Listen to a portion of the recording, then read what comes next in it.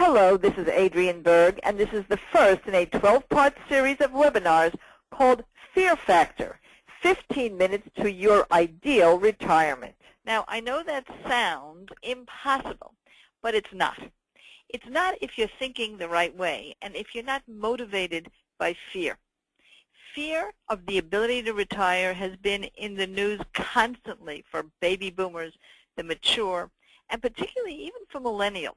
But we have an expert with us, Ronald Gielak, who is the head and founder of Ronald Gielak and Associates, an outstanding advisory firm in financial planning.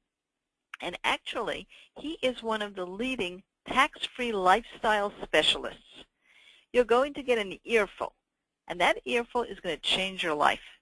So in the next 15 minutes, you're going to make a big difference in your future. Ron, welcome. I cannot wait to ask you some of the questions that I've wanted to ask about my own retirement. How are you today? I'm doing awesome, Adrienne. I'm really excited to be here with you today.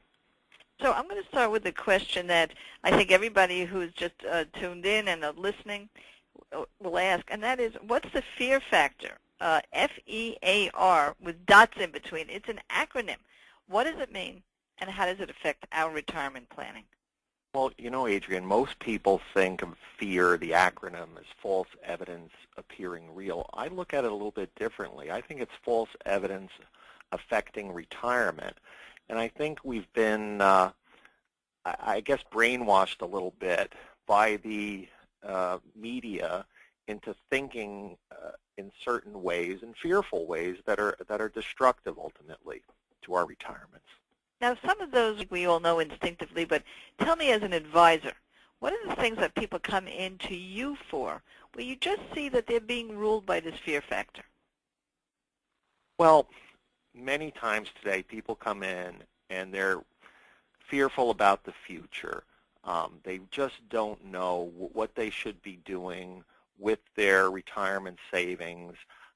They know they don't want to keep it in certificates of disappointment, CDs, that are, yielding next to no interest. They're scared to death of having too much in bonds or fixed income, because as interest rates go up, we know that bonds are likely to plummet in value. And then there's also the concern with the stock market being so high of going through another 2008 or another 2001 or 2002.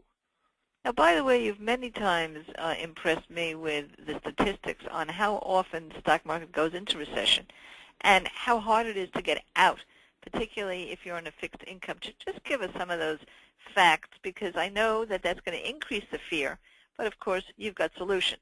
So tell us about how often we go into recession.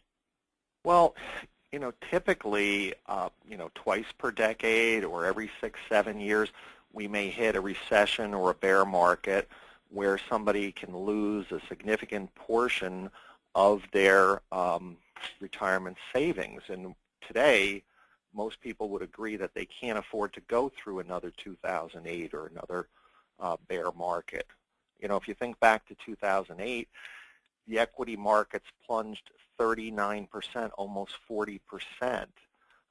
You need I think it's a 67% increase just to get your money back to where it started, which last time took years. And a lot of people who are knocking on the doorstep of retirement will say, I don't have years, and I can't do a do-over if I don't get it right.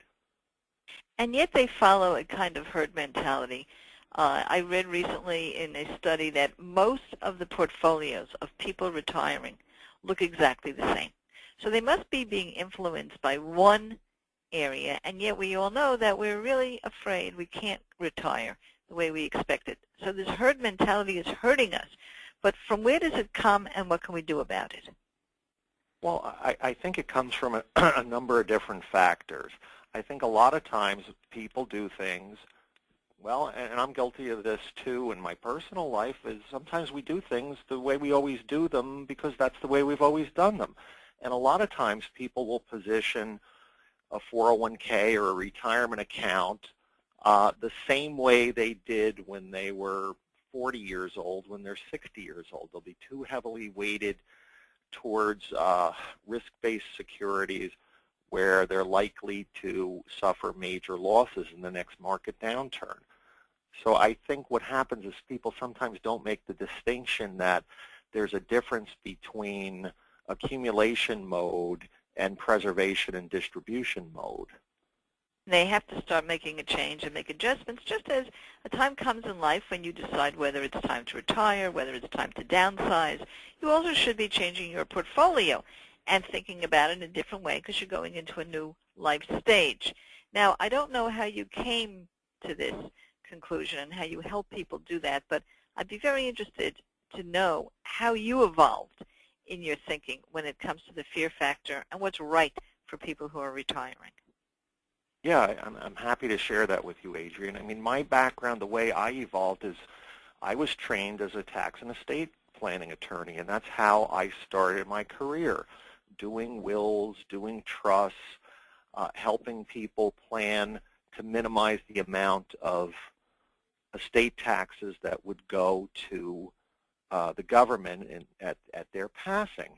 But what I saw back in the late 90s, early 2000s was that as people's assets evaporated during the dot-com bubble burst and after 9/11, what good was it to do all the correct estate planning and have all the correct legal documents if your money was disappearing or losing value, put it that way. Very true.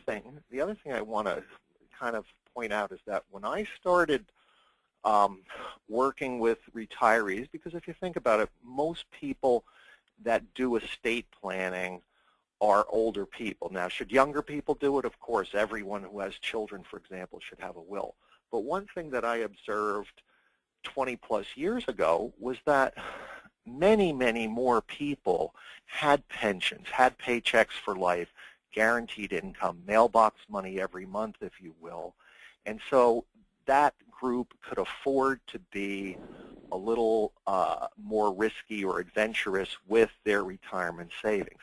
Now, I think I saw one statistic recently that it's only 16% of people retiring today are retiring with traditional defined benefit pensions, and so it creates a huge problem that we need to solve, which is the income gap, the gap between what may be coming in the way of Social Security or other income and what there is in the real-world expenses. And it's not just expenses today, it's expenses tomorrow.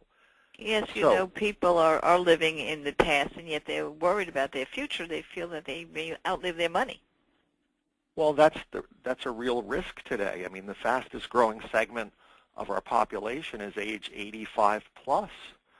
And one startling statistic is 2 out of 3 of the 85 plus population are women.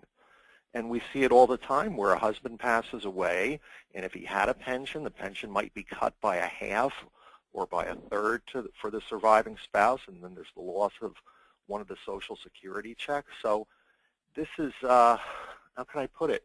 It's so important today to do planning, and planning beyond just following an asset allocation model. Now, one of the things you did say, Ron, and before we wrap up, and basically tell people what our next step is going to be and what their next step is with you, there's one more reason that they do follow herd mentality, because they've always done it that way. How can we as individuals, knowing that we have to plan for a much longer future, which is the good news, the bad news is that we can't afford it, how can we think differently so that we do change our habits, and we do it fast, because after all, this is fear factor, 15 minutes to your ideal retirement, not 15 years to your ideal retirement. So how have you shepherded people through your seminars and your webinars and your writings to really help them make a quick change? Well, I think it starts with asking the right questions and getting people to ask the right questions of themselves.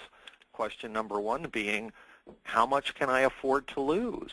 Question number 2 being, how much income am I going to need? Question 3 being, what happens if I have a change in health status down the road? How would I cover those expenses? Question 4 being, what if my plan A doesn't work out as expected? What's the plan B? what else do we want to look at? How can we be sure we're going to be okay no matter what? How can we make sure our surviving spouse is going to be okay? If we're interested in leaving a legacy, if we're concerned about our grandchildren's future, how do we provide for that? How do we keep the government or the tax man's hands out of our pockets as much as we legally can? Now we're going to conclude our first webinar right now, right there with this thought. Because our second webinar is how to lead the tax-free retirement lifestyle. And you're going to be hearing from Ron that you can be increasing your net worth, your income, your ability to spend, and your buying power, sometimes by as much as a third, just by doing the right tax planning. But before we do that, we invite you to go to the questions that Ron has just asked, which we do have on our website. Just go to the home page. You'll be able to see that and answer those questions for yourself and for us. So that's Ronald, R-O-N-A-L-D, Gielach.com, if you're not already listening to this webinar on the site. And you will be able to get the questions that you need to answer so that you take the first step in vanquishing the fear factor and being able to lead a perfect retirement in only 15 minutes. Thank you, Ron. We look forward to the second webinar. Oh, it's been a pleasure, Adrienne.